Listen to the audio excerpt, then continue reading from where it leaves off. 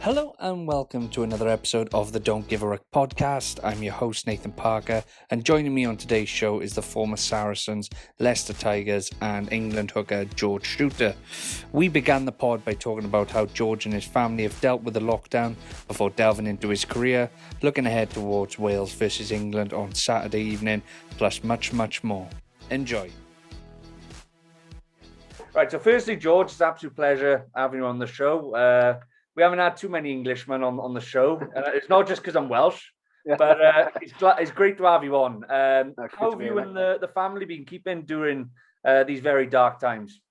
Yeah, it's tough, isn't it? I've got two daughters. My oldest is at university in Bristol, so she's living in a house with about five other girls, and she works in the bank. So she's been out and about working and doing a bit of studying online, which is not ideal, but at least she's sort of socialising to a degree when she has to work and sees different people. My youngest is she's at college. She's 18, so just been quite isolated, and we've all sort of stuck in. We haven't really been out too much. My wife's been off ill for a while, so she's been home as well. So it's been tough, but it is what it is, and it's not ideal for anyone. So I think at least we've got a house and a garden we can go out in and walk the dog and all that sort of stuff. So we're not as bad off as some people. It's just you just got to make the most of what you got, haven't you? Really.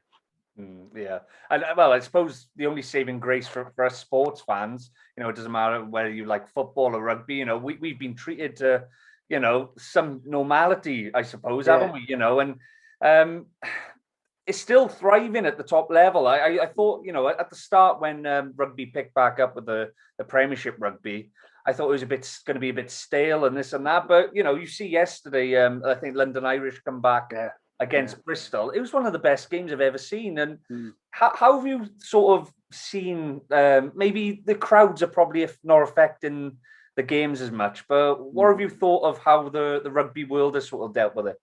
Yeah, well, I must say when they first started banning around crowdless games and relaunched the Premiership, I was a bit sort of like, yeah, why not? You spend all your week at a club training in front of no one. You spend 95% of your week on the field outside or in the gym, whatever, no crowds.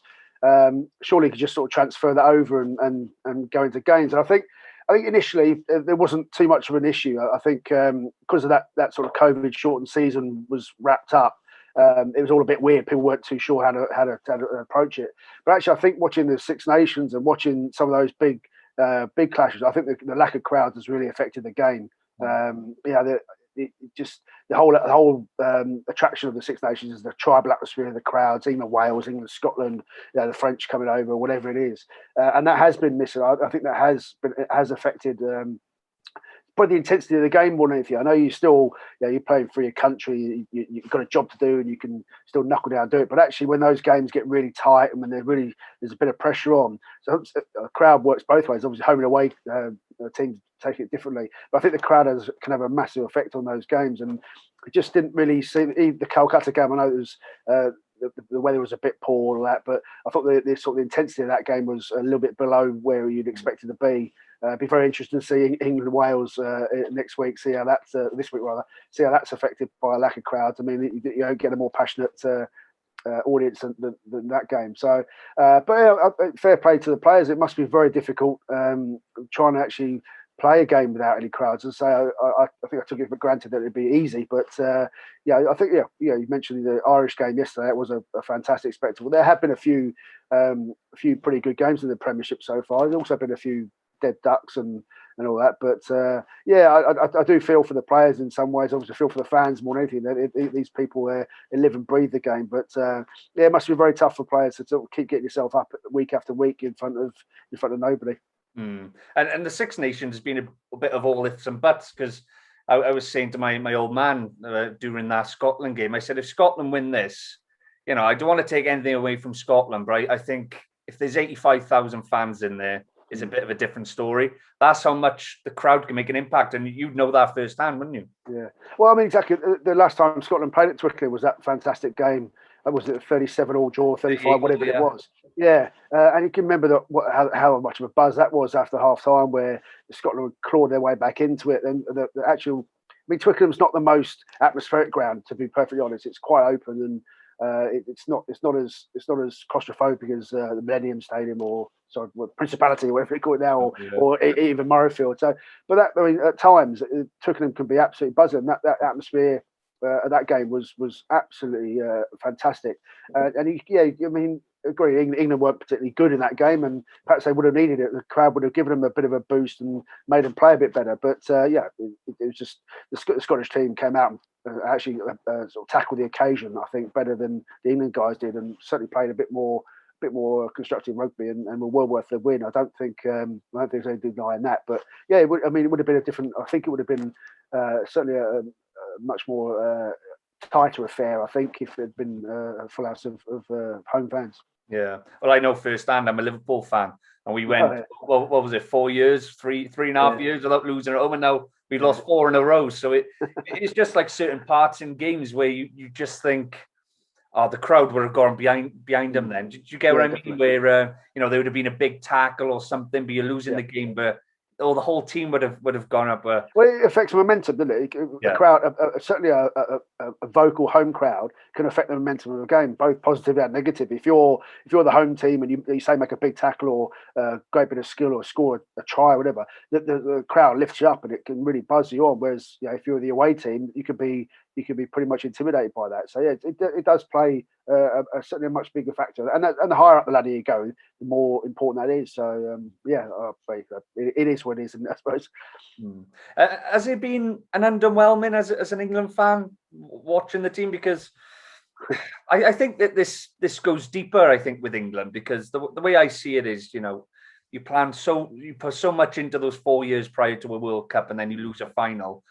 And it's so hard to sort of get back over that hump again and go again, isn't it? And, the player pool that they have is unbelievable. They can put out, 3 or 4 15s that can challenge a lot of the top sides in world rugby. But you go all the way back to that France game. I think it was in the final of the Autumn Nations Cup where France basically put a B side out. They couldn't play any of their top line players. And England struggled during that game, didn't they? And do you feel that's manifested itself onto the Six Nations now? And definitely, yeah. I mean, it's funny. I did a chat with someone before the Scotland game, and we were talking about how England I think they've won at that point. They've won 8 of their last 9, and they'd won the Six Nations last year, and they won the Autumn Nations Cup. And I started thinking, I don't actually remember them playing that well. I don't think they've played well since that semi-final against the All Blacks. And as you say, there can be a hangover, particularly when you play that well. And then the hangover the week after, where fair play, South Africa were again the far better side of the day, but England were well below par. So those sort of hangovers, and it does seem that they've sort of gone forward into the last year's Six Nations and then the Autumn Cup. Really not played very well, but won. And that's the thing that concerns me about England. It's not so much not winning. I think particularly international rugby, wins are very difficult, and there's some. I mean, the teams in the Six Nations are probably closer than they've been for a long time. Actually, I think certainly some rebuilding from Scotland and Wales, but they've both been playing very well. The French seem fantastic. I think the Irish are probably slightly a bit further down the road of that rebuilding, should we say? But I mean, there's discounting the Italians, no disrespect to the Italians. The 5 teams are very, very close at the moment, and that's probably the first time in a number of years you can actually say that's the case. But it is concerning for me that England just don't seem to be playing any rugby at all. The Scottish game, they kicked the ball a lot. I know the conditions were perhaps conducive to a bit more of a cagey game plan, but didn't look like scored a try. Poik is still be playing today and not score a try. It just, I think that's a real signal for me that there's something wrong with that. You said they've got all the players, and I suppose you could look at it that way. They've got a depth of players, but how many English would make a Lions 15 right now? Very, very few, if any, to be honest. So it concerns me that Eddie Jones, I think, he's a very cagey coach by nature. He likes to talk about, players express themselves and we want to play this, we want to entertain, blah, blah. His bottom line is winning. And I think he sees England's best chance of winning as being quite conservative, kick the ball, don't play any rugby in our half. We'll kick the ball out of our half, we'll defend, and we'll make teams make mistakes and we'll capitalise them. And then, so you're wasting the talents of George Ford or Anthony Watson, and the back three, Johnny May aside, the back three are largely anonymous at the moment. Just Johnny May will make something out of nothing and score a try, and everyone's got, oh, that's just amazing. But actually, 90% of the game, they're just chasing kicks and trying to make tackles. So that's more concerning for me at the moment. Is the style of England's play. I just don't think they really have a style that fits the team they pick. And that's a selection issue with Eddie Jones as well. I do think he has his favourites and he picks them whether they're on form or not. I mean, you've got the Saracens guys who've not played rugby in 2 months, and they've been probably the poorest England players. The Tojays played quite well, but the rest of them look well off a pace. So what are you doing going into a Calcutta Cup game with guys who've not played rugby in 2 months? It seems crazy to me. But I'd say. Is there also another concern though? I'm not saying this because I'm a Welshman and I like that England are doing bad. Obviously, I wanted Scotland to win that first game. I'm not going to lie about that. But on a serious note, is there a concern that maybe Eddie Jones isn't always picking on form? And he hasn't always done that. And there was that joke of, when the Simmons brothers at Exeter, they're playing rugby out their skin. I think the number 8 is the top try scorer in the Premiership with 11 tries already or something crazy like that. And then you've got the guy who's been named European Player of the Year. And Alex Good, I think, was named European Player of the Year a few years back. And it's the joke that, European Player of the Year, I'm not picking him. Is that to do with Eddie Jones's character, or? Yeah, I think so. I do. I mean, everyone always questions selection. I'm sure every country or every team in the world, they never pick a 15 that suits everyone, all their fans. But you have to say that selection-wise, Eddie Jones does make mistakes. He seems intent on playing Ford and Farrell at 10 and 12, and Andy Farrell. Owen Farrell is clearly not an international inside centre, and certainly not if they were playing Andy Farrell. yeah. That experiment didn't go well either. But that's just a symptom of it. That trying to you put George Ford in, he's probably one of the most instinctive, natural ball players. Attacks a gain line, potentially in the world if you had the opportunity to play. But then you put him in the team and you ask him to kick the ball out of your own third, out of your own half. And he put Owen Farrell at 12, and you've got absolutely no penetration from the midfield because you've got, say Owen Farrell's a good rugby player, but he's not a crash ball 12. He's not a guy who can carry an attack, and in fact, some of his distribution can be a bit patchy as well. So it's just a really bad balance. The back row as well. They chop and change the back row. They seem to have quite ill balance at times. I like Underhill and Curry as flankers, and then Billy Vunipola. I mean, he looks well off the pace. So it's just the lack of balance in some key areas of the team, and that's really down to selection. As you say, there's a handful of guys who are playing well in the Premiership who probably should deserve a chance, but for whatever reason, Jack Willis is obviously very unfortunate now. He's injured, but up until this point, he was on the outskirts of England, and he was probably the form player in the Premiership before the Six Nations started. The Simmons brothers, same. Don Armand at Exeter, if we go back a couple of years, he's been one of the best sixes in the Premiership consistently, but they'd rather play Courtney Laws at 6 than Don Armand. And again, I love Courtney Laws. He's a fantastic player, big fan of his, but he's not an international 6 anymore, unfortunately. There's a whole host of players that must have annoyed Eddie Jones in the past, or I don't know, said something or did something or whatever. That he seems to be a case of you have one opportunity. If you don't score 4 tries and play really well, then you're out, which is effectively what happened to Sam Simmons. I think he's got a handful of caps and played against Italy and did okay, but never been seen since.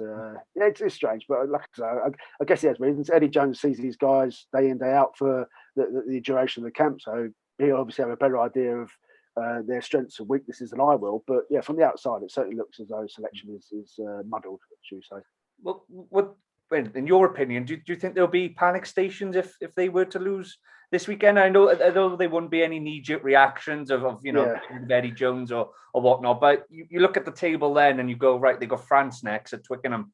They're playing hot fire rugby at the minute, and there could be potential for England to maybe finish as low as 4th or 5th. Is it about developing the side again, or maybe creating another style of play, or picking players that he's not used to picking? Because I remember Wales under Warren Gatland when he first came in. It was notorious that they had the biggest backline in world rugby. Everybody was over 6 foot, and Jamie Roberts was always that battering ram. But after about 2 seasons, teams found it out quite easily, and it's strange that every time Manu Tuilagi was fit, it was like, right, get him in that number 12 shirt. But then when he's not fit, they put Owen Farrell there. So it is a bit strange, isn't it? Yeah. Okay, this is just what I was saying there about the selection. There doesn't seem to be a set way of playing for England. So I mean, take the All Blacks for example, and when you have a guy like Bowden Barrett at 10, you know how the game's going to go. He will kick, of course he'll kick, but more often than not, he'll look to attack. And then the guys outside him are all very attacking players as well. When you see England with George Ford at 10, you think, oh, here we go, we're going to play on the front foot. But then you realise there's nothing really playing off him. There's no penetration off him. There's no silky ball handler outside him to carry things on. So it just seems to be a very, very strange way of going about coaching a team to me. If you want to, I think England play best and have played best when Owen Farrell plays 10, and then you can say, look, kick the ball because we've got a good defence. We'll turn it over. We've got a good set piece. We'll put pressure on, and that's fine. Okay, it's not ideal. It's not great to watch at times, but if you can win a World Cup by playing like that, then great. Who's going to be complaining? And instead, what they do is they put Farrell at 10 and try and get him to be a distributor. He's not a runner. He's not really a distributor. Certainly not in the caliber of George Ford. So you're trying to put all these square pegs into round holes, and it doesn't work. Unfortunately, like I said, especially international rugby, teams are pretty quick to work things out. So in answer to your question, will it be panic stations? I should think they'd be fairly close to panic stations now because they struggled against the Italian team that was, okay, they're up for it, they're game, they're young, energetic, but really they shouldn't have been in the game for the first 20 minutes as they were. And obviously the Scottish game was a big zero for England. So if they go into this week and lose to Wales, that is a really precarious situation because the French will come to, I believe that's at Twickenham, but they'll fancy their chances more certainly. In fact, they could be on for a Grand Slam at that, so certainly a championship at that time. Yeah. So I think what does it mean? Panic stations? They're not going to sack Eddie Jones. I doubt he'll resign. He's not that sort of bloke. But there's just no sign of England being in sort of transition, as it were. I guess the only thing is there's not a World Cup this year. It's not really an important year in some respects. You can afford to lose a few games. The Grand Slam's gone, the Championship's likely gone for England. So why don't you just say, okay, we'll chuck a few youngsters in. We'll give these guys a chance. If we lose to the French by playing 4 or 5 young guys and they get some good experience, and that's okay. It's not the end of the world. We'll come back. And we've got the next year. We've got autumn. We've got this sort of stuff. But I just don't see Eddie Jones as that sort of bloke. He's shown no real signs of chucking youngsters in at any point during the last sort of World Cup phase. As you say, you don't need 4 years to prepare for a World Cup. South Africans and a lot of Kiwi sides, they sort of spend the last 18 months, 2 years preparing. The first 2 years, they tend to chop and change quite a bit, particularly New Zealand. They'll blood loads of youngsters. They'll get people in the system, and they'll sort the wheat from the chaff, as it were. Whereas Eddie Jones, I just don't think he thinks that way. So it'll be interesting to see what happens. I mean, I think it'll be a good game this weekend. Afterwards, what happens is it will tell you a lot as to what Eddie Jones thinks, I think. And I'm sure we'll talk a bit more about that game in the Six Nations later on in the show. Let's bring the conversation to you in your career now. I believe on the 31st of January, I think it was 7 years on the 31st of January that you retired from the game. This might sound like a silly question, but do you miss it at all? No, I didn't. I think I played my last game on the 31st of January. I didn't retire until the end of February. Yeah. I wasn't really in the squad much, but I retired March 2014, I think it was. But I played my last game at the end of January. Got a yellow card against Bath. But no, I didn't miss it. I mean, at the time, I played 18 years, and the body was failing me really. I really sort of I clung on to that last year. I had a benefit year at the Tigers, which was nice, and it sort of. I'd stayed on. I was very close to retiring the year before, but one of the young lads signed for London Irish, young hookers on London Irish, and there was another spot opened up as sort of third, fourth choice hooker, just to fill a spot and do a bit of mentoring and stuff. I thought, I'll do it. I'll get it all sort of tied in nicely with the benefit year and all that. My last season, I think I made maybe 10 appearances. I was well and truly done by then. And it's funny. I sort of agreed to do some work for the club the following season in the hospitality department. And I think the first home game was Northampton, which was about the second week of the season. Obviously, a massive clash for the East Midlands derby. And I always said to myself from the sort of time I finished, I said, you know what, if I could go to that game and just not feel like I want to be out there, I think I know I made the right decision. And I went there. I did my bit before the game in the hospitality suites, and went out and watched the game. And I did not feel as if I wanted to play at all. I was quite happy sitting up in the stands as the lads were knocking nuts at each other, and that sort of confirmed to me really I'd made the right decision. It was I'd always said to myself from a very early age. I said as soon as I stop enjoying training and playing, stop enjoying being a road player, that's the time to walk away. I'm not gonna milk it for what it's worth and just stay around for the sake of it. I wouldn't want to just be there for the money and let fans down, let my teammates down just because I don't want to be there 100%. And that was pretty much it. I woke up on I think it was the morning after that game, the Bath game. We played on a Saturday. It was on the Monday morning. I sort of woke up and I was sitting in bed. I was in a bit of trouble with some back injuries in my knee and that. And I said, "Oh, you know what? Why are you doing this? You know, I don't think you do this anymore." So I went into work that day and had a chat with Cockers at the time, and I'd set up an interview with one of the doctors and a couple of medics just to sort of have a look at some scans and really sort of get a professional opinion. I knew in my head, I knew things weren't right, but doctor looked at a couple of scans and said, "Look, I can't really recommend you carry on playing. There's no guarantee you'll there's no evidence that you'll damage yourself permanently, but I can't guarantee that's the case." And so my back was really giving me some trouble at the time. So I took about the next 2 weeks just sort of doing some rehab and a bit of sitting and thinking. And I came to the conclusion pretty quickly. As I said, I sort of stayed true to myself and said that as soon as I'm not enjoying it, that's time to walk away. And it was. And yeah, I've not. I couldn't believe it's 7 years now. You said that. It doesn't feel like 7 years, but I can hand on heart say I've not missed any of it. To be honest, yeah, maybe sometimes you miss a bit of the camaraderie in the change room and all that. But yeah, I get plenty of that. I play golf with guys and I do the corporate stuff, so I get plenty of that fix, if you like, without having to do all the training. So yeah, I felt very good about it from pretty much the word go.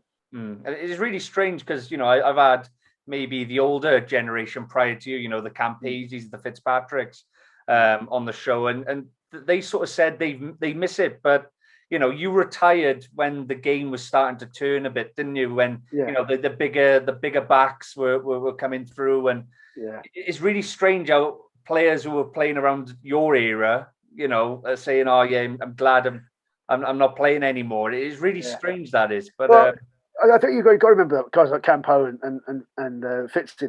They played the game for fun. I think Campese played in Italy, got paid. I think Sean Fitzpatrick just missed the professional era by he might have played one season, but these guys that's what they did it for fun. So I guess it's slightly different when I've been doing it. I mean, don't get me wrong. I grew up. The game was still amateur. I never had the opportunity as a schoolboy to say, "Oh, I want to be a professional role player." I wanted to try to be a teacher, and I play for a team on a Saturday, and hopefully I get to sort of play for England at some point, whenever that's the way it used to be, the way it used to be done. But then the game went professional, and so I did it as a job for 18 years, and I think that can take a bit of the love out of it for you. You're not just rocking up on a Tuesday and Thursday evenings, training, and playing on a Saturday. Obviously, I know guys like Sean Fitzpatrick and David Campese did a bit more than that. But the thing is, when it's your job, you've got to analyse it every day. You've got to live it every day from 8 till 4, 8 till 5. And then your body starts giving up on you. It's just you can fall out. In fact, I did fall out of love with it. I didn't watch much rugby for about 18 months after I finished playing. I was at Tigers games, and I'd sort of watch it just so I could have a chat with the guys afterwards and get their impressions. But I wasn't actually a fan. I don't think I didn't watch it on TV if there were away games or anything like that. I maybe watched 10 minutes here and there. So it was very much a case of at the time I finished, I didn't really enjoy the game too much, and it took me the best part of 18 months, 2 years to really sort of get back into watching it as a fan again. And at the time I was coaching as well, which sort of gave me a different perspective of the game. So, but yeah, I completely understand that. I think it takes. I'm not saying it takes more out of you now, but it takes more out of your life now. It's a job rather than a really good hobby. Yeah. Well, you spent 14 years at the Leicester Tigers, but prior to that, you were a Saracen. I spoke to David Flatman a few months back and on the show, and he described some of the training sessions, to Roman Greco-Roman wrestling. There was some 1 meter channel that you have to sort of get each other out of it, and there was fights with Pinar and whatnot. Was it like that when you arrived there in 1996? Well, I mean, again, I tell this young guy saying it, and they can't believe it. So we used to train. We had about squad of 30, 35 players at the time. Trained at Brandon Road in North London. So when I first joined, we were still training Tuesday and Thursday nights. So in the summer, got there in June '96. Was when I signed the contract. Pre-season had started. They only trained Tuesday and Thursday nights. So I lived in South London at the time, South West London. I commuted up there, and the first night I got there, it was it was getting dark, and walked into the changing room, big changing room with everyone in. We didn't have two changing rooms, just a big single changing room. And I sort of put my bag down on the bench, and there's a bloke next to me. I was getting changed. You had your own kit. You bought your own kit. You didn't have any kit to give them to you. So everyone had old shorts and socks, whatever. I had a Australian shirt that my mum had bought me from Debenhams. Just like a casual shirt you see people wearing. Anyway, I'm putting this thing on, and the bloke next to me goes, "Oh, nice shirt, mate." I was like, "Oh, thanks very much." Didn't realise until 5 minutes later it's from Michael Liner. And I'm sort of sat there changing. There's Michael Liner in his pants, nice shirt. I was like, thanks very much. I felt a right idiot as I realised what it was. 5 minutes later, it's me in my Australian shirt. There's one of the greatest Australians ever to play the game. But we'd go out and train, and there'd be it was old school. We had guys who had just come in from work and bad day at the office, so they'd take it out on the nearest bloke in a mall or a scrum session. Then once that sort of the game went properly professional, really, in sort of Christmas '95, '96 was the first professional season. When Pinar arrived, I think he got there. He must have got there about halfway through that season. He came as just a player initially. He'd been involved in South Africa, obviously at Transvaal, during the sort of apartheid era, and they were professional from the early '80s. So they weren't allowed to play anywhere else. So he had a background in professional rugby that none of us did. None of our coaches did. Our head coach was a headmaster at school. One of the other coaches was a teacher, accountant, blah blah.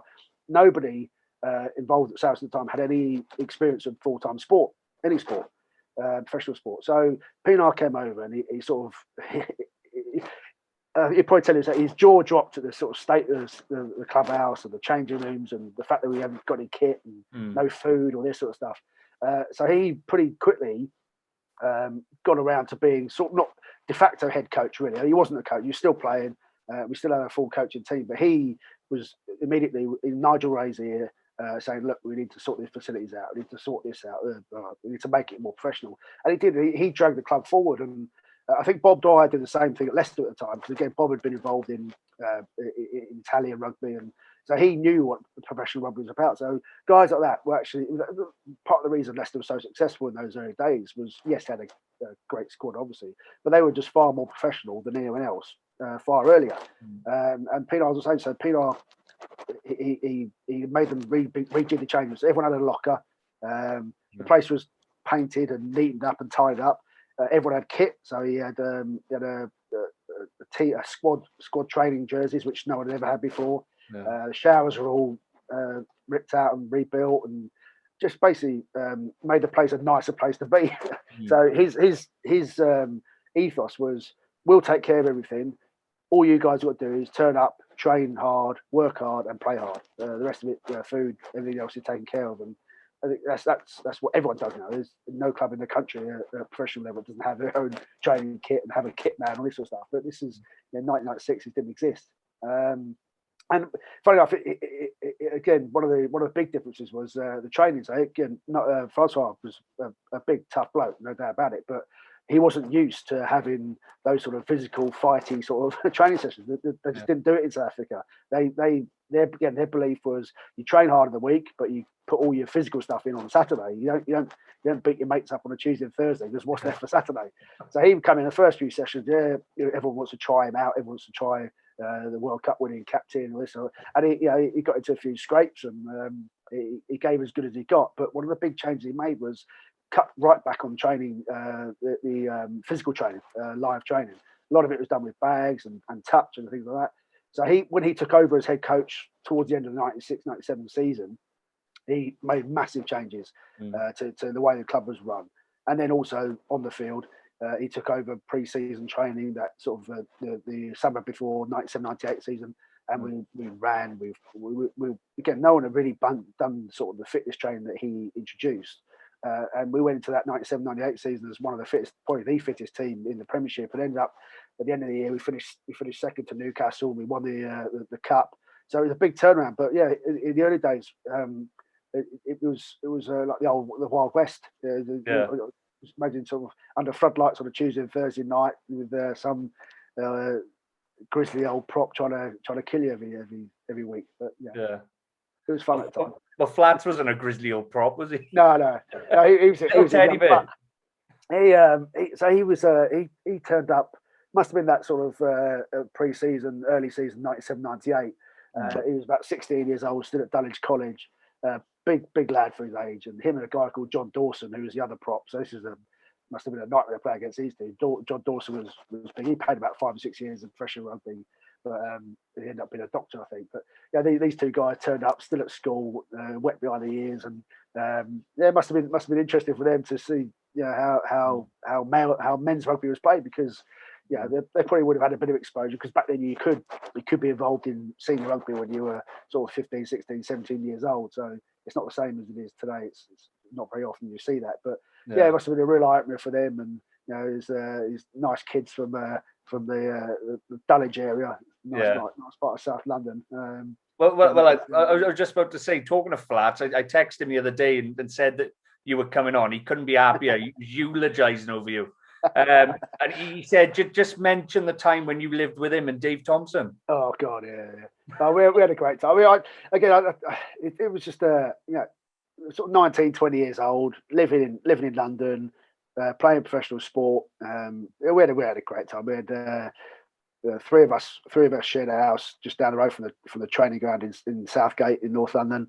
And yeah, I mean, we were just young blokes, and we had a good time. Yeah. There was more scope for being social back then. Yeah, I'm not saying we were on the piss 5-6 nights a week, but we and again, this is something that Francois brought in. He was very sort of trusting. He said, "Look, I'm not going to be your dad. I'm not going to be headmaster. You guys are adults, almost in body, if not mind. But you have your own devices. If you want to go and have a drink, I'm not going to fine anyone for drinking. I'm not putting curfews or anything like that. You guys, as long as you're here training and you're fit to train and you're fit to play and all this, I couldn't care less. So after games, go out, do what you like all week. You just want to make sure once you cross get in the car park here, you're 100% on the job." And we had a great social group. We had a really good group of players who were sort of early 20s, mid 20s, a lot of local lads, a few of the foreign guys. And again, living in a decent part of London, just a stone's throw from sort of Highgate, Hampstead, and central London was half an hour on the tube. It was ideal, and we had a great time. And I say it was one of those sort of, and it translated onto the field as well. We enjoyed each other's company off the field. We spent a lot of time with each other, built quite a strong bond in that group of players, and were not super successful, but we were relatively successful. We had a lot of guys who went on to play for England from that group. It probably wasn't the start of the Saracens now, because there was a big sort of lull in between. But that for that period, it was a really, really sort of enjoyable, fun time to play rugby, a fun group to be involved with, and characters coming out of the wazoo. They were just seemed like 20 blokes, and they were just all cracking blokes. We had a good time there. Yeah. Well, talk about going on the piss. You also said to mention Eros nightclub. Yeah. So one of the Enfield, we played at Enfield Town initially. So Saracens was based at a place called Barry Road in Southgate, which is North London, old recreation ground. So the clubhouse that was full of junkies needles every morning. Field was dog walkers all over the field. So it was proper sort of council, just like a wreck down the road.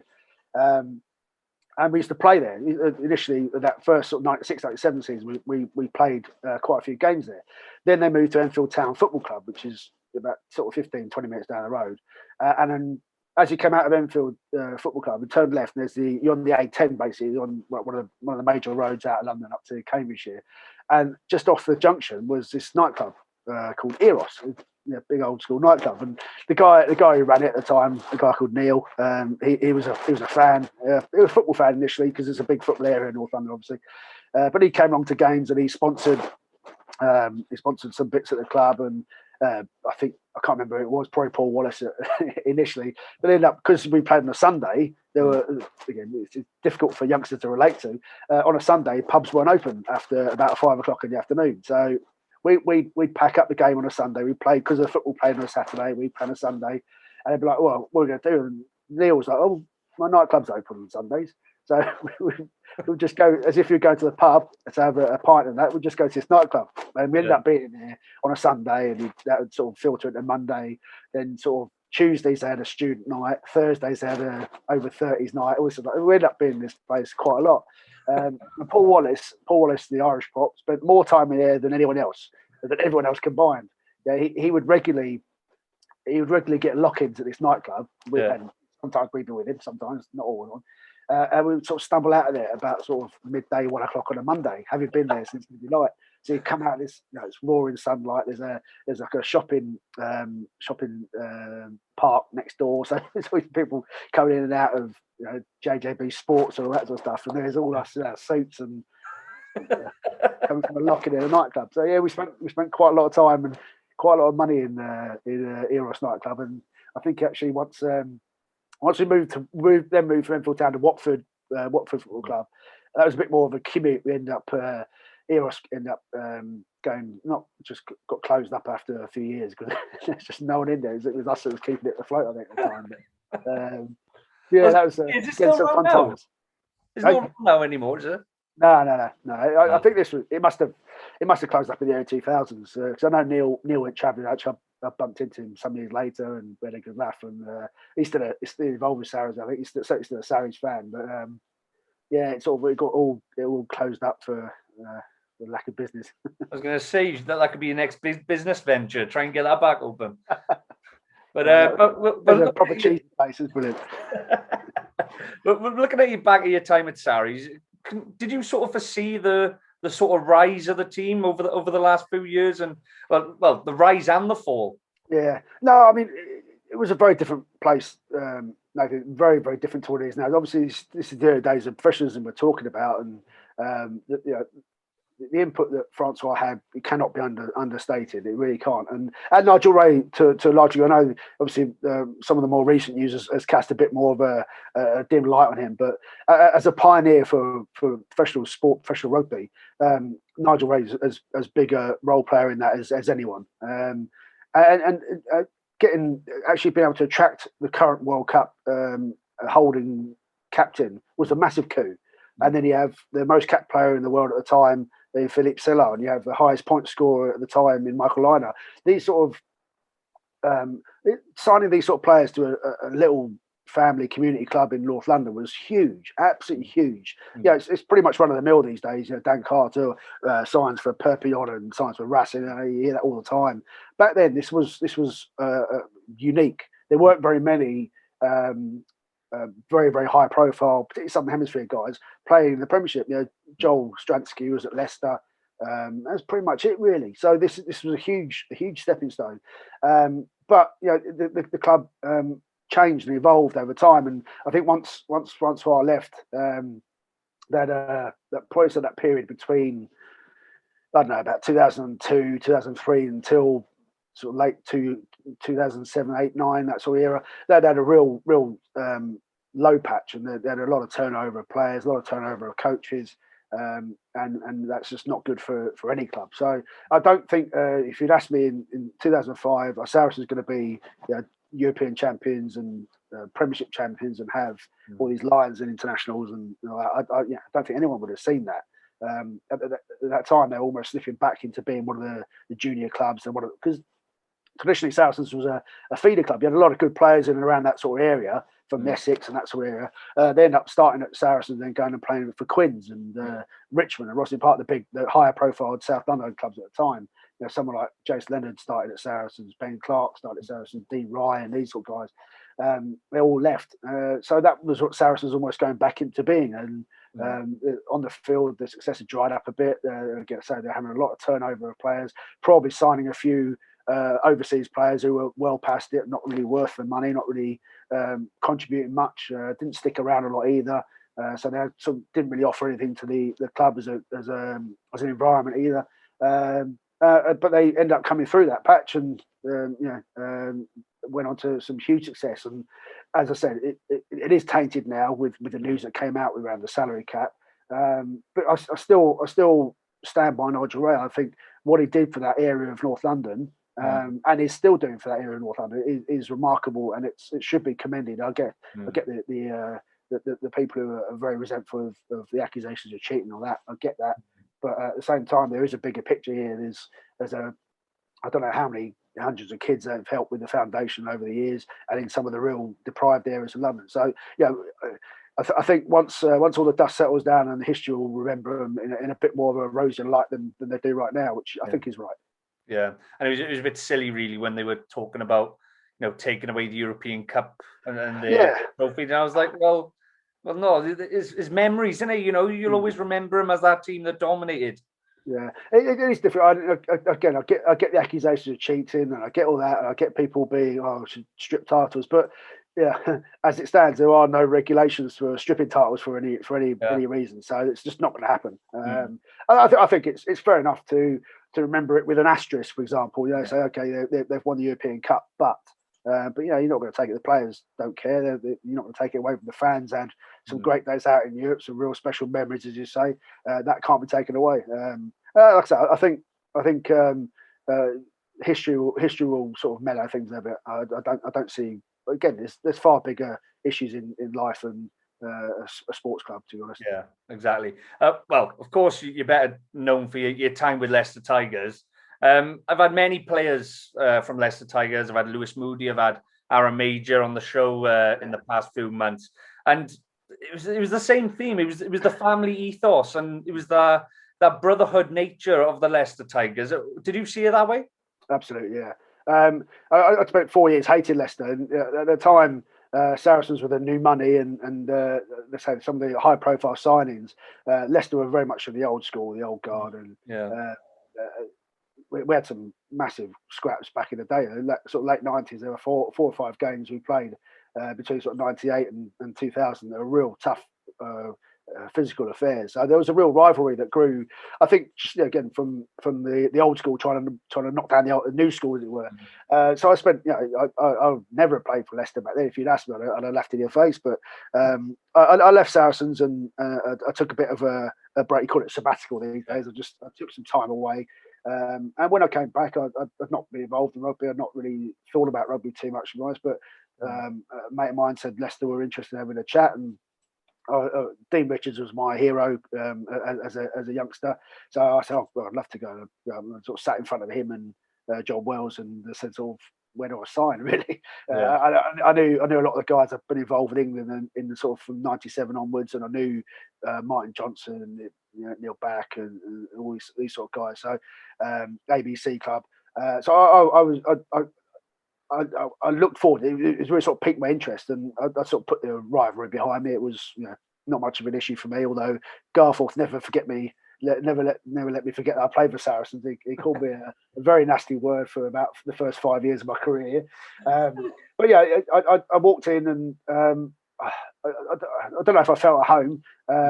I've been away for 7 months. I've not done any work, so I had to spend about the next sort of first 8 weeks training my backside off with the strength and conditioning coach, getting myself back into shape.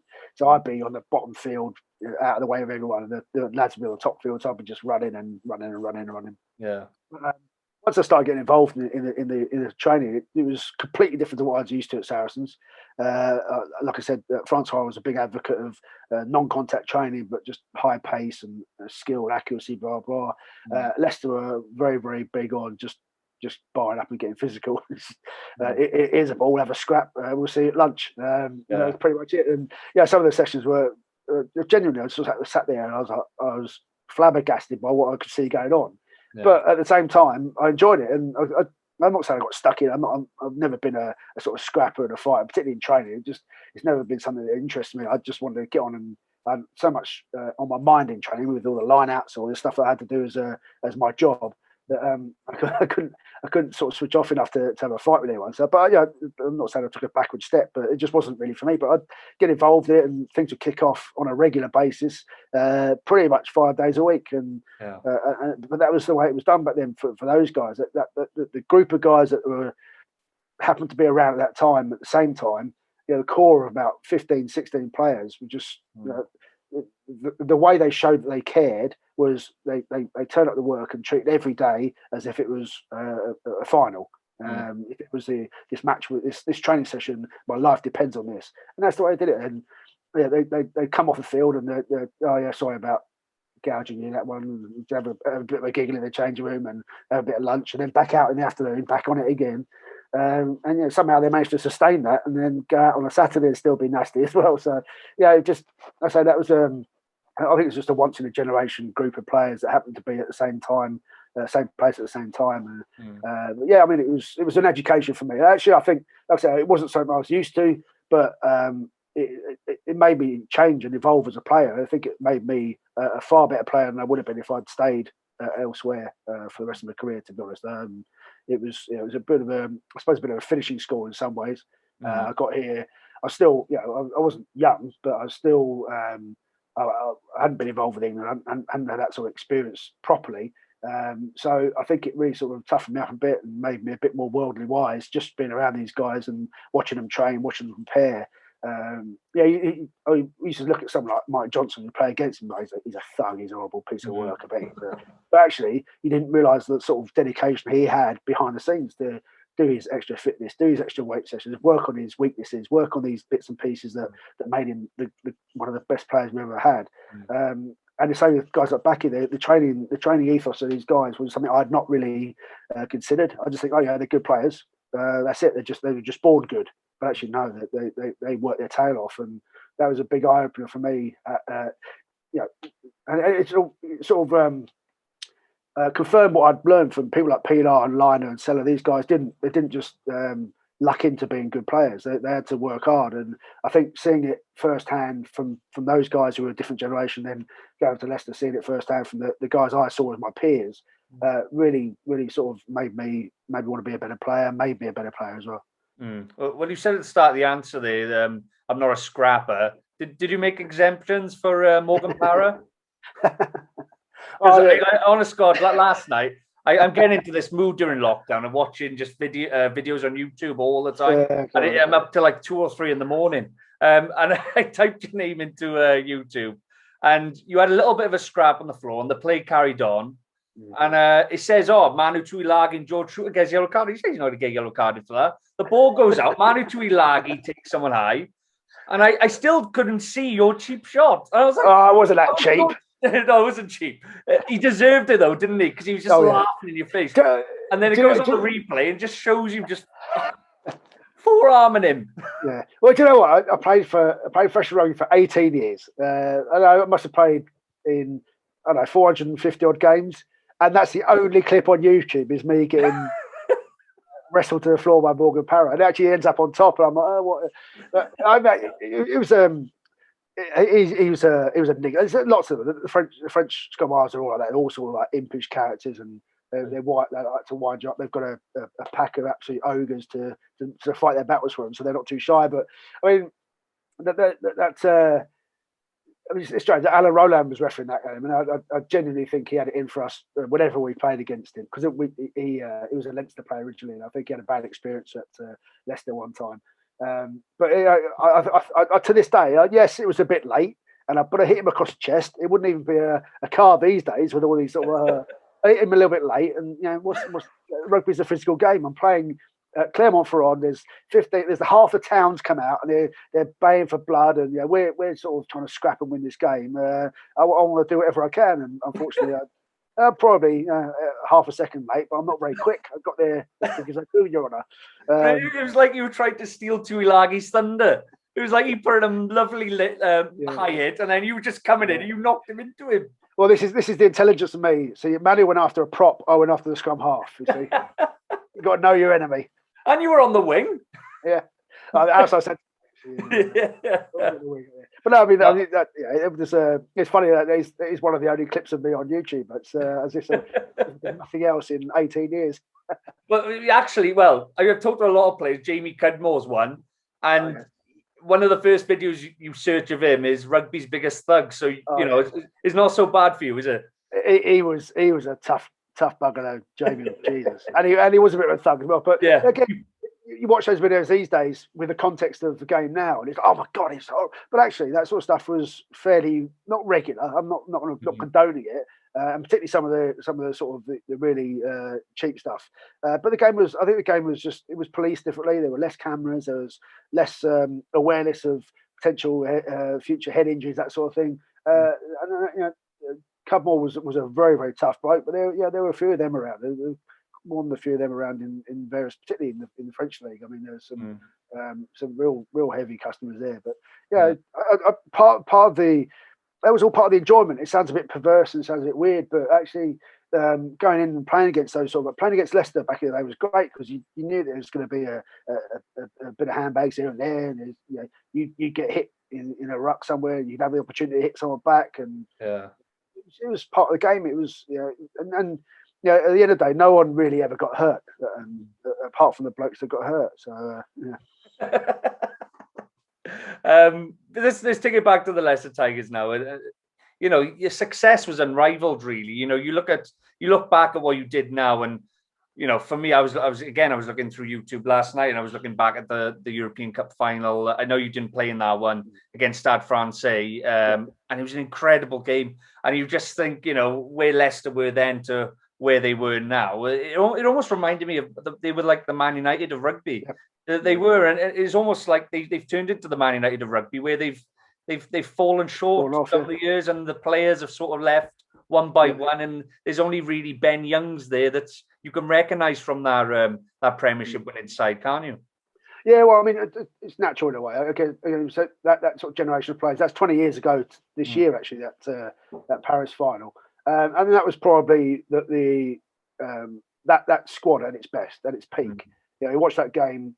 I don't think there's a guy. Jono got yellow card, but standard. But I think almost every player there played as well as they could. And it was an amazing day. It was supposed to be a neutral venue, obviously, because finals are. But back then, Stade played literally over the road. Their stadium was next door to the Parc des Princes. So it was a home game for them. There were, I think, 50, 60,000 people fitting there, maybe 50. So it's not a big ground, Parc des Princes, but absolute bear pit. And I think Leicester sent over about 20,000 people. They made the trip, 15,000 people, and some great weekends, some great stories about that weekend from a lot of people. But I think that was the absolute peak of that great Leicester team was that day. They just, everything clicked and everyone played well. Defence was outstanding. Discipline was largely pretty good. Scored 3 really good tries as well. And actually, inevitably, those sort of players retire and move away or whatever. I think the club's still relatively successful up until won the last Premiership in 2013.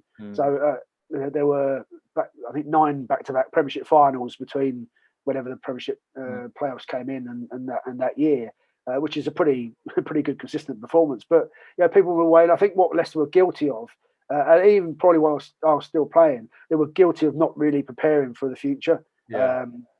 I think once that sort of Martin Johnson era was coming to a close, we had some good young players around. We had the likes of Harry Ellis and Lewis Deacon, his brother Brett Deacon, these sort of guys who were local guys to the area who were coming through at that time. So once Jono was coming towards retirement, Lewis Deacon was already there as he played a lot with Jono, to be fair, but he was the next sort of heir apparent, as it were. And I think that probably was where Leicester took their eye off the ball in those sort of the early 2010s. We didn't really prepare for that transition, and so guys around my sort of retirement era, Deeks retired, Toby Flood left, Harry Ellis retired a few years ago. That sort of core of the next generation of the squad had gone, and actually hadn't really been had their replacements lined up. So he then scrambling around for effectively the next 5-6 years trying to fill holes and plug the dike rather than actually building something in a more systematic way. And I think they're sort of finally getting in now. The academy was poorly run for about 5 years. I think the last 3 years it's been much better. There's much more production coming through. In fact, we're seeing guys like George Martin and Freddie Stewart and Sam Luce and all those sort of younger guys now who are very successful in the under 18s, and they're now coming through to be the next generation of players. So I think there is light at the end of the tunnel now with Leicester. But it just goes to show, and Man United probably the same. I don't know how well they're prepared for the end of the Alex Ferguson era and the class of '92 era. I don't know how well they were. They've obviously got a lot more money and they can go out and spend and buy blah blah. But you need to build something from a culture point of view, which you can't do by just bringing players in and paying them loads of money. It is a remarkable similarity between the two clubs. I mean, I'd say Man United probably won a few more tournaments and were probably certainly a better paid bunch than we were. But it just goes to show you can't take it for granted. You've got to keep preparing for the future. You can't just sit and rest on your laurels. Oh yeah, we're brilliant. We're doing really well. We'll be fine because we're Leicester. We're never going to transition. We don't have transitional periods. We're always trying to be the best. And actually, you forgot to transition here, lads. You just wasted 5 years. But it's tough. It's not easy. You're trying to find a balance as a director of rugby or somewhere above the chief exec. You're trying to find the balance between making it a successful club now and building something successful for 5 years, 10 years time. That can be tricky, and it can be easy to take your eye off the ball. And well, the hot seat there is the head coach's role has been tried and sat on by former Tigers players such as Aaron Major and Jordan Murphy, and some may say that maybe they were both treated unfairly. But now another former teammate of yours with England, Steve Borthwick's now the head coach. You know him well.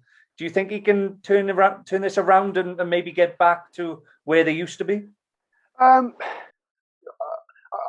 hesitate to commit on that because I think it needs time. Now, Steve Borthwick was a very good player, part of the sort of the early part of that Saracens revival, but he's got no real pedigree as a week in week out coach. He's coached with Japan under Eddie Jones. He's coached with England under Eddie Jones. Those jobs are very different to what's involved in a day-to-day running of a rugby club. So I think it's very harsh to sort of say he's the saviour because you just don't know, and there's no way of predicting how well he'll do. His methods will not translate from being with England for 10 weeks here and there to being with Leicester for 46 weeks of the year, 7 days a week. There's not a comparison there. So it needs time, and there's been some big changes at the club behind the scenes, which I think are probably for the best. In some cases, definitely for the best. And it'd be interesting to see now get a bit more of a production out of the academy. This is the opportunity now for the club to not follow the same method as before, but certainly involve growing it from the ground up far more naturally than just buying people in. So you've got a young group of players who most of them are local or certainly within Leicester's catchment, shall we say. If they can stay at the club for 5, 6, 7 years and continue to improve, then there's no reason why they can't come back and be Premiership champions and challenging in Europe again. But it's something that's going to take a while. They have gone towards recruitment of foreign players a bit more than these traditional. There's a lot of South Africans playing in the team on the weekend, which again not a bad thing, not a negative thing, but it's just a different way of building. So it's just important the next few years they make the right decisions and actually have an eye on development rather than thinking, okay, we've got to win now, because you've got to bear in mind there's no relegation. So actually, if they do send in a load of kids for the next 18 months, there's no real downside to it. They may not be in Europe, they may not be Premiership champions and all that, blah, blah, but in terms of developing for the future, that's the way to do it. And the question also has to be asked, is that Borthwick's aim? Is he here to coach Leicester for 8 years, 10 years and build something, or is he here as a stepping stone to go and coach England, which is a question that has to be asked. So a lot of that sort of, there's lots of ifs and buts in there, but there's certainly an opportunity, like I said, there's certainly an opportunity now for Leicester to really sort of build something and something solid for the future, no doubt. And talking of England, you made your debut back in 2006. I did a bit of research and I saw that. Did you go on the tour of hell 98, yeah. Yeah. Do you have mixed feelings about making your debut maybe later on than what you probably wish you had? No, I looking back with the benefit of hindsight, I think if I'd have played properly for England, if I'd been captain in 97, 98 when I was in and around the squad, I think I wasn't mentally or physically ready to play international rugby with the hindsight that I've had now. So I think if I'd have played, there's a chance I would have. And again, with Clive Woodward, it was very much a case of if you're not up to it, you're out, and that's it. A bit like Eddie Jones in a way. You don't have many chances. So I think if I went on that tour in '98, I had to come home with an injury after. I sat on the bench for a game. I started one game. I got injured after 25 minutes, popped me SC joint, and I left. And fortunately, I didn't get tangled up in a lot of the guys. I mean, don't get me wrong, this was a really want to hide it for nothing. We met up to go out there about, I think it must have been a week before we left for Australia. So we had very little prep time. We were still playing. The Premiership had just wrapped up. We just won the Cup at Saracens. And then the week later, we're off on the plane. And we went out to Australia and we had to leave. I think it worked out about 25 first choice players didn't go on the trip for injury, unavailability, all this sort of stuff. And we had guys dropping out on the day before we flew as well. So it was a real second/third team that went out there. And we were calling guys up from nowhere. I mean, a couple of lads at Gloucester, Rob Fiddler and Dave Sims, excellent players, really, really tough customers. But at the time, were not really on England's radar as internationals. They were called up because there was no one else. They had a couple of injuries to Gru. Danny was there, but Jono didn't go. Ben Kay wasn't on the scene at the time. Just no availability. So we went out there as a real ramshackle bunch. Quite a lot of young guys actually. And we had a good time. It was apart from the rugby. We were in Brisbane, we were in Rotorua, we were in Auckland. We had some great times out there, and a few of the guys got a little bit too stag do touristy. And at the end of the New Zealand leg, so we had 10 days in Brisbane. I think we were in New Zealand for a month. Certainly about 3 or 4 weeks, and then we're going to South Africa for a week to play a final test. So after that test in Auckland, Clive Woodward sent home about 14, 15 guys who weren't going to be involved in the South Africa game, and we called ourselves the Plane of Shame because we flew out there business class with British Airways. We flew back from Auckland economy. So we were the Plane of Shame, and of that sort of 14, 15 guys, I think there's only 3 of us that actually played for England in the end. So quite a few of those guys damaged their reputations on and off the field. To the extent where they were never seen or heard of again, and some of them went on to play quite a bit of club rugby and be successful there. But a huge amount of us on that plane never played for England again. And I was fortunate enough to sort of once I sort of had my sabbatical, came back and started playing for Leicester, and I got involved again just with England towards the end of the 2003-4 season, just after the World Cup winner. So I timed it perfectly to miss out on the World Cup. But I got involved around that sort of era, and I played for the Saxons for sort of a couple of seasons, and went on some good tours there. Got back involved in England in 2005, and then we went on tour to Australia in 2006, and I'd sat on the bench a couple of times in the Six Nations prior to that, and then Clive stepped aside and Andy Robinson took over. I think by that time I was ready, because I played a lot of rugby for Leicester. I've been involved in quite a few England A games in that second sort of spell as an international. And I was nearly 30 years old as well, 29, 30 years old. So I was certainly a lot more mature. Well, a bit more mature as a person. Certainly had a lot more rugby experience. So I think by the time I started playing for England in 2006, I was probably ready a couple of years before, but I was certainly in a better position than I was back in 97, 98. I think I'd love to have played 100 more tests, but I think at the time it was a good time for me. I was probably out or near my best rugby as well, sort of mid 2000s, 2005, 6. It's funny you say that, because I think on the same tour that you went on in 2006 to Australia, I think Tom Vandel made his debut on the wing as well. And he was obviously this flash young player on the scene. He was going to score 40, 50 tries for England and whatnot. And I had him on the show before, and he was talking about how he just was blasé to the international game. He thought he could just take his Leicester form into the international scene, and he was in the press talking about Lottie Takiri, I think, and I think the first kick-off went straight to him, and he got absolutely mullered.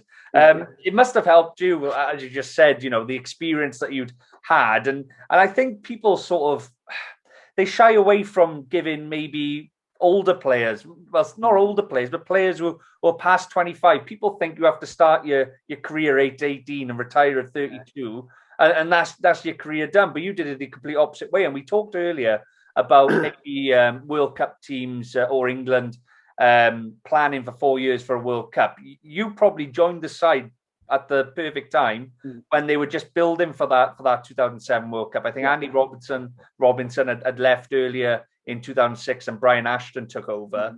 And it was a fresh new chance for you, wasn't it? Yeah, and I think again the game's slightly different now, but back in those sort of times, 20 years ago, as a front five forward, you're not really physically mature until at least your mid-20s, particularly in the front row. Mid-20s, late 20s, it was always considered the time. And so actually I went on tour in 98, and I'd have been one of the youngest there by quite a way. I was 21 when we left. Most of the front five forwards, we had Phil Vickery and Phil Greener at my age, who were already established as test players. But guys like Tony Window from Gloucester, who was over 30, or certainly late 30s. Cockers was a bit older than me at the time. He was there. Darren Garfield, the guy. But the front rows around that sort of time were older guys. Certainly that's the way it's done. Perhaps these days you're looking to get them a bit earlier, but I think there's still scope for front row guys to have a bit more experience rather than just chuck them in at 19, 20 years old and hope for the best. That sort of, you can extend the career as well, because if you start playing at the sharp end of a scrum from a very early age, it stunts the growth and development of your neck and your back and this sort of stuff, and can lead to problems down the line. So actually holding these guys out until they're a bit older, a bit more mature, a bit more physically stronger and stable, that's not a bad thing at all. I think it does. You're right. It does often get assumed that once you're 25, you're on the downslope. That might be the case if you're sort of a light-footed winger or something like that. But as a front five forward, you've got plenty of time in the bank, I think. Yeah, and obviously within a year or so, you were playing in a World Cup final. That must have been really special, because from where you come from to, I know you were on the bench, but I saw somewhere that you sort of sucked up the atmosphere a bit more. Yeah, I mean it's funny, at the time the World Cup was not fun. We were. He said that. He said, you were really bad, and I was like, you got to a World Cup final. Yeah, we were really poor England team. So in the autumn of 2006, we lost to Argentina in the first game. First time we'd ever lost to Argentina at home. New Zealand then put 40 points on us in the second game. No, sorry, the other way around. New Zealand beat us by 40, then Argentina beat us. And we played back-to-back tests against South Africa, and we won the first and lost the second one. And at the end of it, Andy Robinson got the sack. So we went into the Six Nations in 2007. New coaching team. Brian Ashton came in. We had, I don't know, Jason Robinson was right at the end of his career. Johnny Wilkinson was just coming back. And they were probably the only players you could consider being world-class. And as I say, Jason Robinson was on one leg for much of the World Cup, still managed to be outstanding. Johnny had been out of the international game since that 2003 final, so he was finding his way back in. So we were a very, very ordinary team. And that Six Nations, we actually played really well. Johnny's first game back, we beat Scotland at Twickenham, and he got the full house. He scored a try, dropped goal, conversion. Never a try, mind, was it? Yeah, flying through the air, but like Johnny May at the weekend, the other weekend. But we lost in Cardiff, we lost in Dublin very heavily, and then we beat Italy and France at home. So we had no real form at all going into that tournament. And actually, I'd been first choice all the way through that. Sort of finally beaten off Lee Mears to regularly start. And then they were going on tour in the summer to South Africa for a couple of tests. And that year, at Leicester, we got to three finals. So we were playing the European Cup final the week before the first test. So we didn't go on that tour. So they said, look, you guys, Leicester guys, Wasp guys, who were also European finalists, you guys are not going on tour. So they took Mark Regan instead of me. And the team got absolutely smashed. They lost both games by about 40 points, I think. But Mark Regan played okay. He got under the skin of the South Africans and And he sort of forced himself from nowhere into a bit of into challenging for the starting role. And then we played Wales in a warm-up game at Twickenham just before we left for the World Cup in France. And Don't remind me. Yeah. I was supposed to on the bench for that one. I was supposed to start against France the week after in the second friendly. So I came off the bench for about 20 minutes at the end. Played pretty well. Set up a try for Jason Robinson as a thing. And actually, I threw this pass out. He went and Scotland and scored. And I sort of ran and I was cheering him. I think we were about 60 points by then. Sorry, mate. And I jumped up to sort of celebrate the try. And as I landed, I felt something go in my knee. I felt a little tweak in my knee. I was like, oh, that's a bit weird.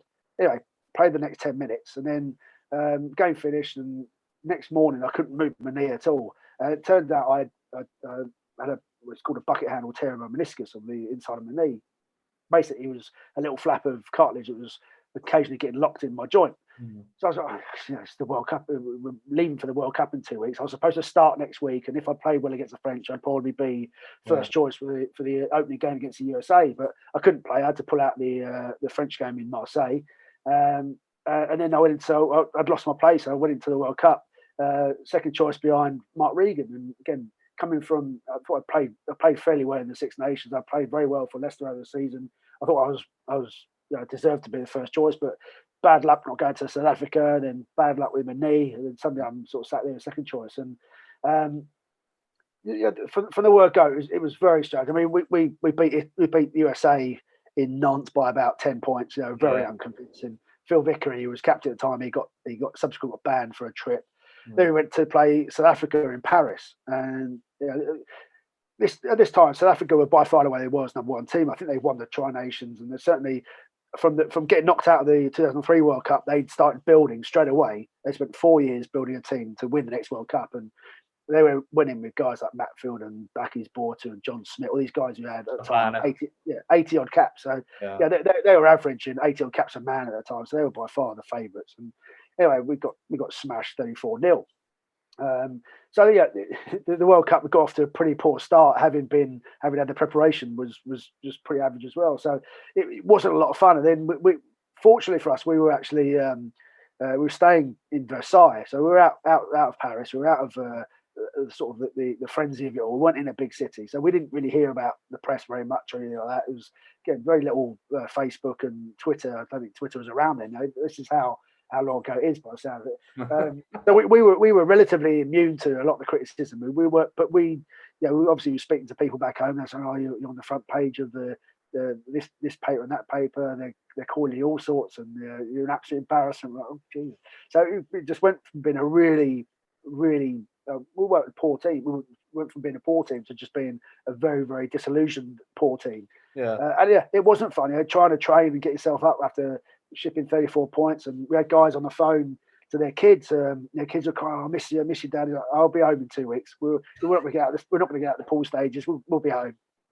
And if we hadn't played Samoa and Tonga in the next two games, if we played one of the Six Nations teams or something, I think we'd have lost and we would have been home. But as it happened, we had to bar up and played Samoa in Nantes again, and then we had Tonga in Paris, and they were two very, very physical games. I got the start for those. So I started against both those two teams, and very physical games, as you'd imagine. And in fact, thinking about now, there's probably about a 10-minute spell before half time against Samoa, where I think we were up.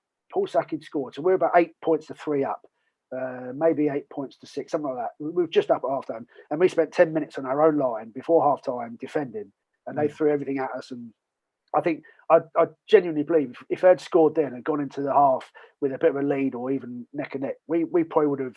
We were fragile enough mentally to have lost that game and we'd have been out. But as it was, we made a stand and we spent this 10 minutes on our line, and they threw everything at us, and probably that was their game. In the second half, we came out, we stretched away again. Saki scored another try, and Wilco did his thing. And again, same against the Tongans. We had a bit of momentum. We ended the game against Tonga. They were very physical. They sort of flew into the tackle area and made it very difficult. But we managed to get the score was now. But I think the highlight, well, not the highlight. The only thing I remember of that game is Lewis Moody getting killed about 4 times. By Nili Larting. But anyway, so we finally sort of dragged ourselves out and really, really had to dig very, very deep in these two games, and suddenly we're in a quarter final. And the sort of the turnaround after South Africa was largely down to the players. A few of the senior players basically took over. They said, "Look, we're trying to play too much rugby. We're not playing to our strengths. We're not an athletic team. We haven't got speedsters. We've got a good pack. We've got a good defence. We've got a great kicking fly half. Let's just play to our strengths." And that's all we did really. And then when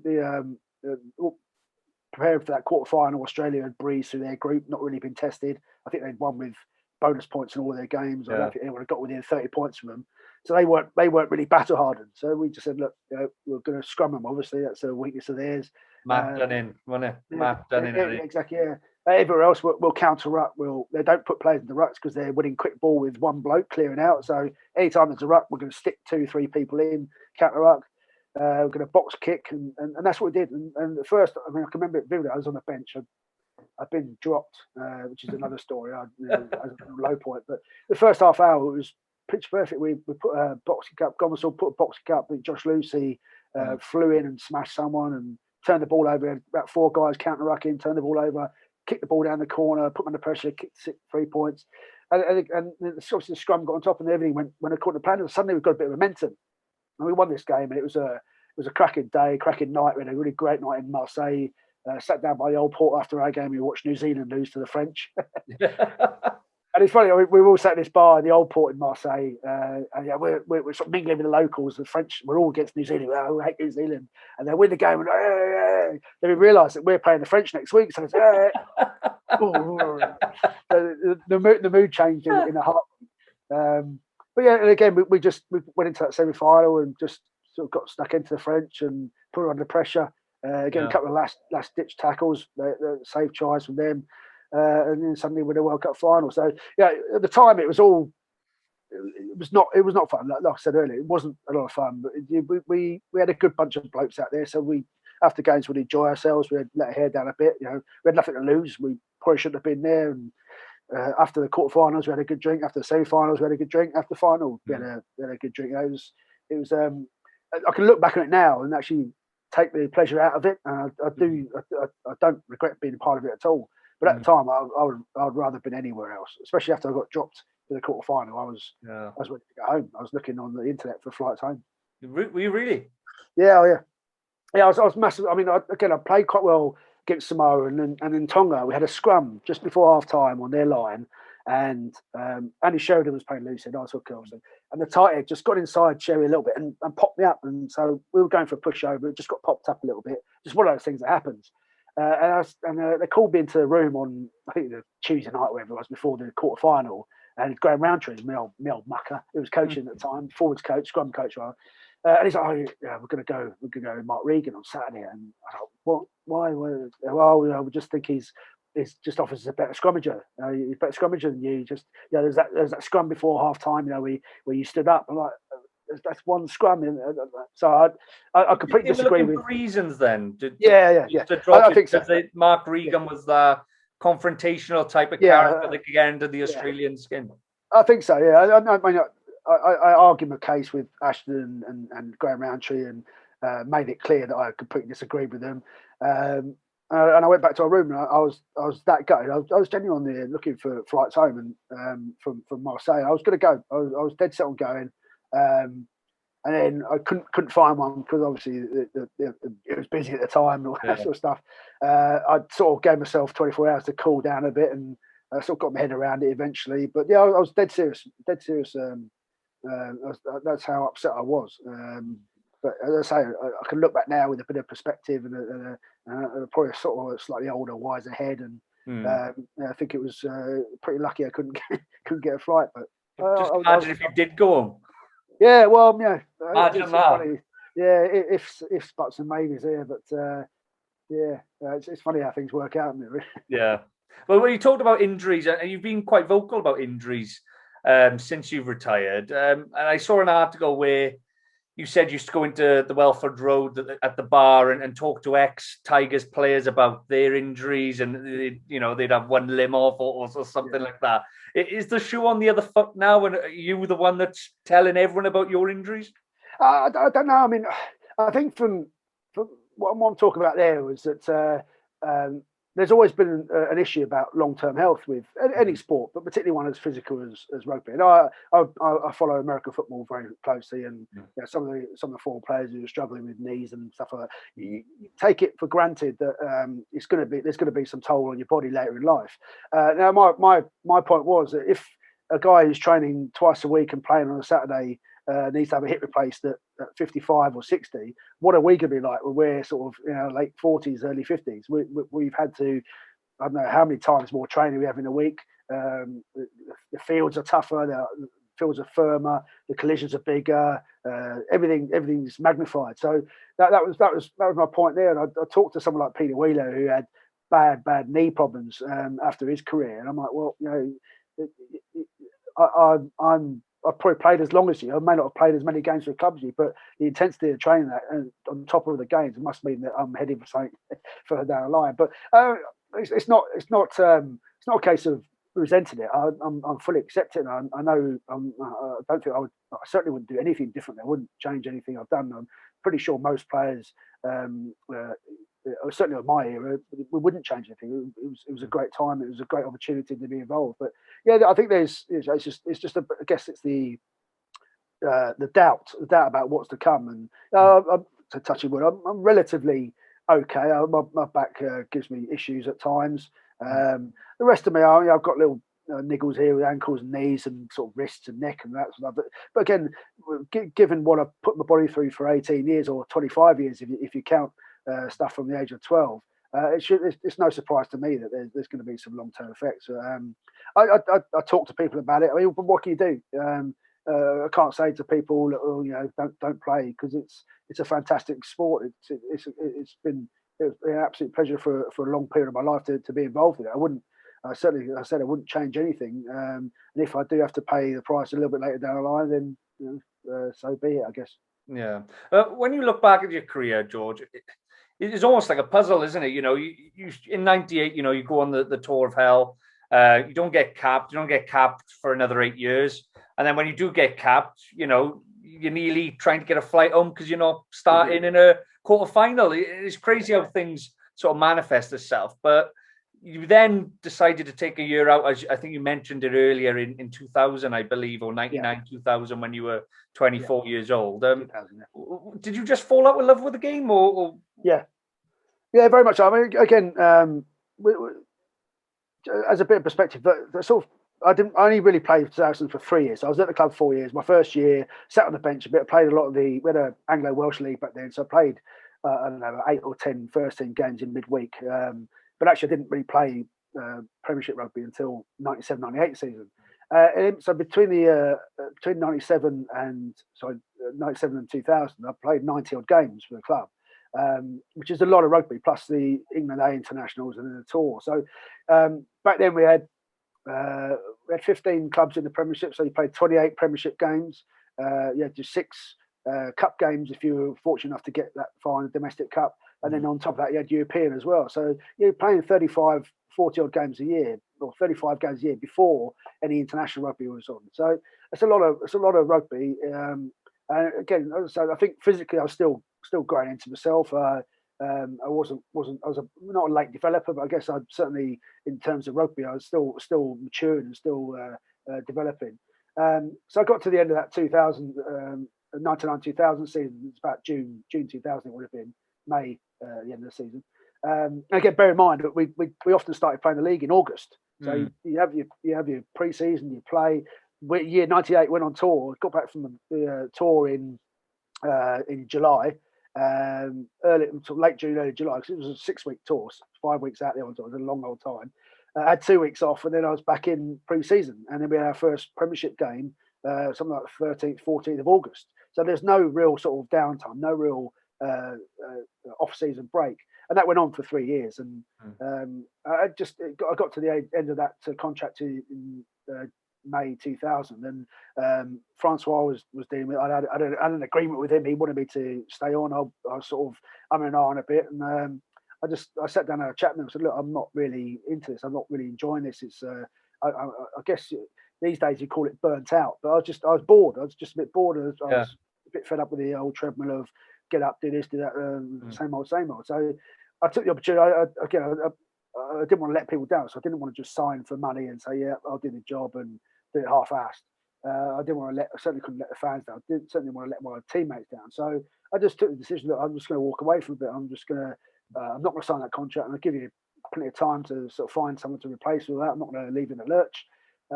So I left when that contract finished in end of May, beginning of June, and I didn't have any plans. I had some at the time. I provisionally sort of thought about going to Australia for a year and doing a bit of work, stacking shelves or whatever, play a bit of social rugby. I basically have a year off, a year out.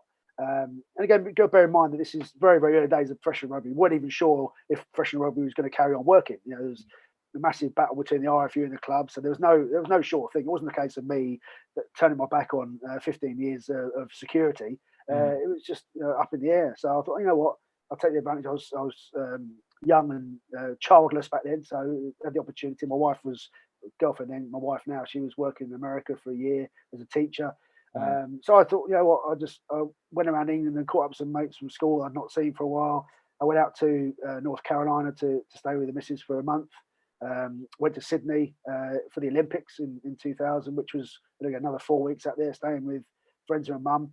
And I basically just completely switched off and stepped away from the game, paid no attention to it, just bummed around, ate what I wanted, drank what I wanted, and had a good time. And like I say, almost like that. These days you call it a sabbatical. People do it all the time. You hear about the All Blacks who go and spend 6 months traveling or go and play in Japan or whatever, and then they come back and do it. But back then I had no idea. And I went to Parramatta Rugby Club and I was looking to play out there, but I got back from Australia and my dad was diagnosed with prostate cancer. And my girlfriend was pregnant, so it sort of it put a bit of perspective, bit of a stopper, and a bit of perspective. So I probably decided against moving to Australia. I didn't know what I was going to, still didn't know what I was going to do in the UK, but a friend of mine who'd been my agent previously, he sort of heard I was coming back and heard I was staying around, so he put my name around.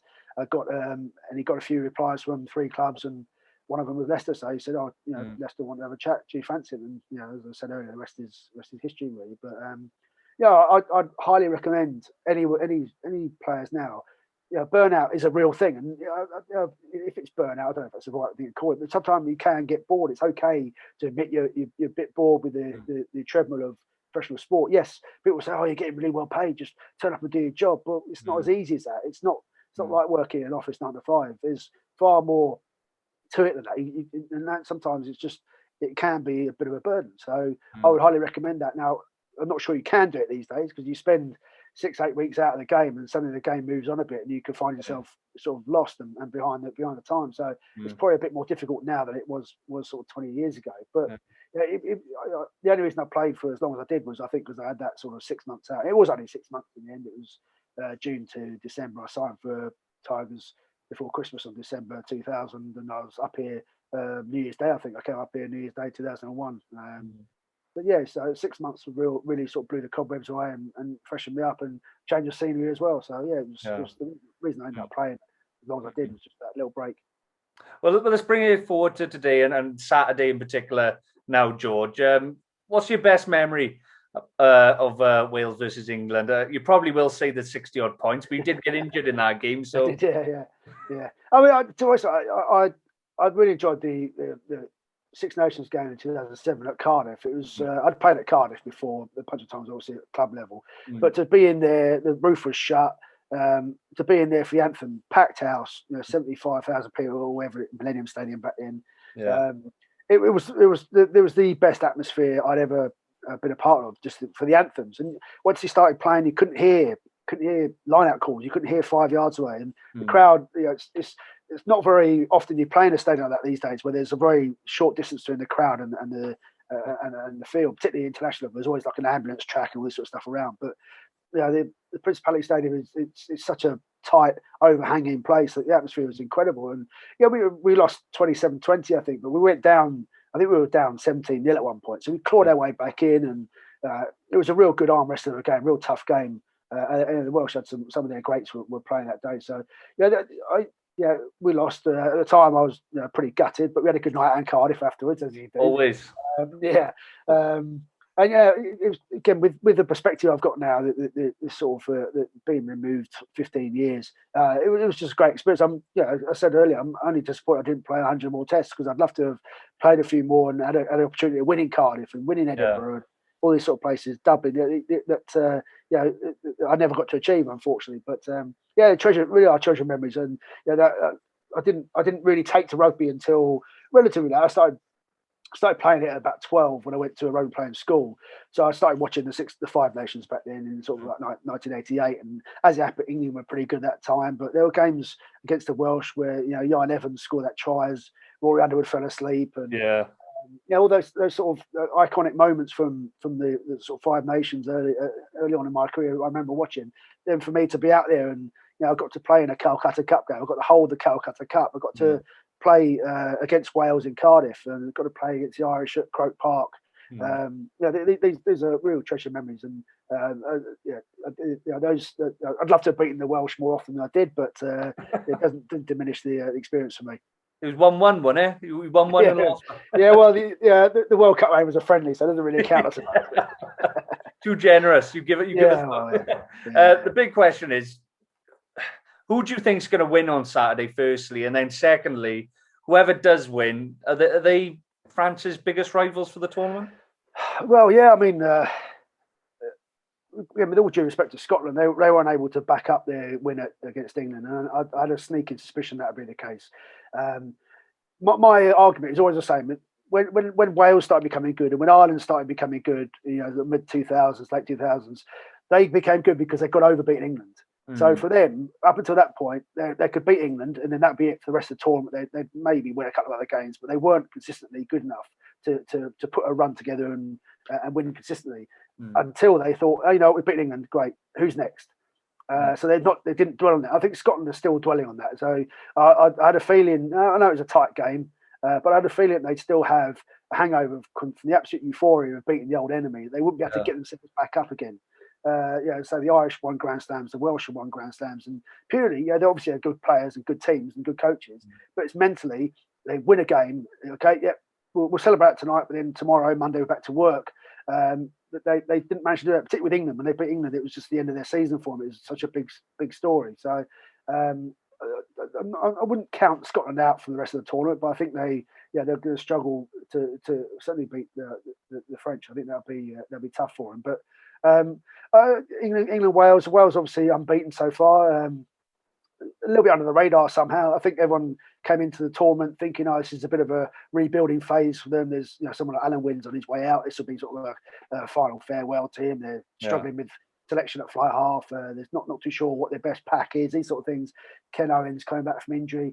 So I think not written them off, but I think a lot of people have underestimated how good Wales are going to be, and they have been fantastic. To be fair to them, some of their attacking rugby is absolutely just probably a pass or two away from scoring some cracking tries in both of the first two games. But, so I think they have to go in as favourites this weekend, and I really do struggle to see how England can turn it around enough to win. I just don't think their game plan is far too cagey.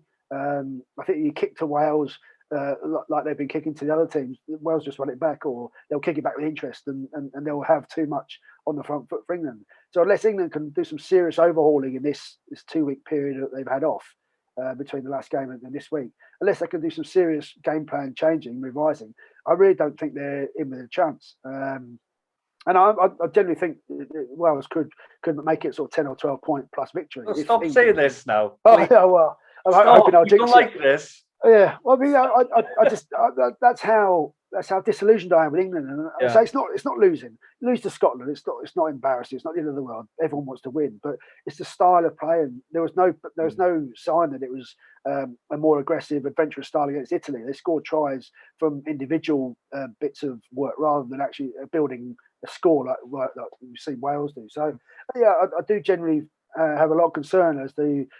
Firstly this week, but then where England go from there, because as we said earlier in the show, this could be barring a miracle, Italy will probably finish bottom, but England could easily finish second bottom without a doubt, because the French will be tough. The Irish They've got to go to Dublin. I know it's not necessarily the same without fans, but that's a pretty tough ask as well. So yeah, the three toughest games are coming up for England now, and that's, again, without doing disrespect to Scotland, this is a real dodgy spell for them. Yeah. Well, George, is it okay before you leave to finish with a quick fire round? Yeah, of course, mate. Great. Right. So, firstly, who's the best player you played with? Probably best player overall, Martin Johnson, but certainly most outrageously skillful, Jordan Murphy. Best player you've played against? Richie McCaw. I think he's the best player there's ever been. Yeah. Best friend in rugby? Probably Lewis Deacon.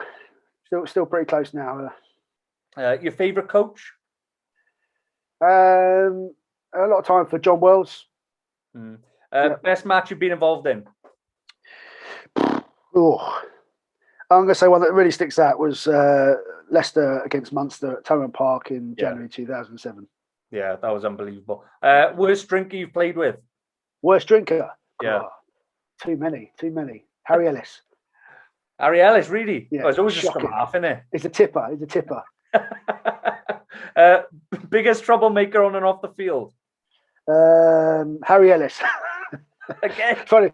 Yeah, but he can take care of himself, has he? So actually, he didn't have to worry too much about him causing trouble. He's pretty tidy, but yeah. Yeah. Don't like scrum halves, do you? Just Harry Ellis. Finally, if you weren't a rugby player, what would have been your dream job? Dream job, astronaut. Astronaut? Serious? Oh, well, I was, I would have been. I'm not sure I'd fit in a space capsule, mine, but I would like to have been an astronaut or a pilot or something. Astronaut or a war hero? Yeah, well, yeah, I know that. Well, George, I know I've kept you a long time, but I really enjoyed chatting with you. I hope you've enjoyed it as well. All the best with your future plans, and hopefully you're right about Saturday. Yeah, nice one. Cheers, mate. Good to speak to you, mate. All the best. Have a good one, George. Yeah, that's you, mate. Cheers, mate.